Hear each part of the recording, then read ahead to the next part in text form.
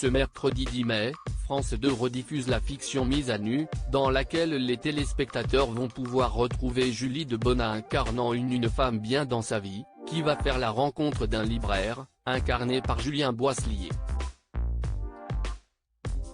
Elle va alors s'imaginer pouvoir entamer une relation sérieuse avec cet homme.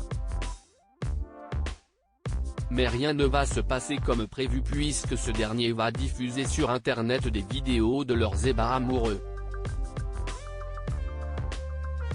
Le téléfilm est-il inspiré d'une histoire réelle? Ce n'est pas le cas. Une femme nous a aidés en se confiant sur sa pornodivulgation, révèle Julie Debona. Cela nous a inspiré certaines scènes et certaines situations, mais si est-il vraiment de la fiction? Il y a plein de choses de fiction et, pour protéger cette femme, je ne dirai pas ce qui relève de la réalité. Je ne l'ai pas rencontrée parce qu'elle habite loin. Elle a fui et changé de vie, mais on s'est longuement parlé au téléphone.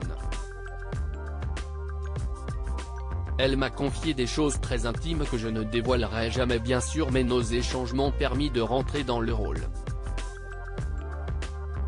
Julie Debona revient sur les témoignages de femmes victimes de revenge porn, mais malheureusement, cette épreuve est vécue par de nombreuses femmes. L'association dont on parle dans Mise à nu, Cybarso, existe réellement.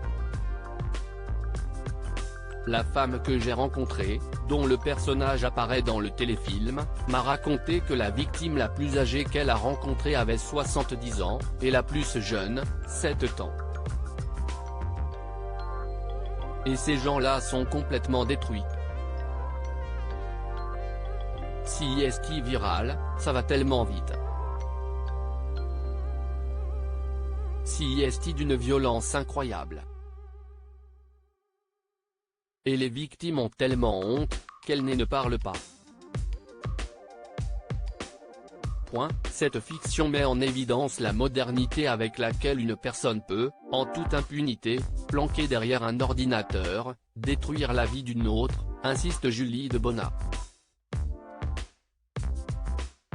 Il faut donc que le sujet sorte pour prendre conscience de ce fléau et que cela ne reste pas impuni.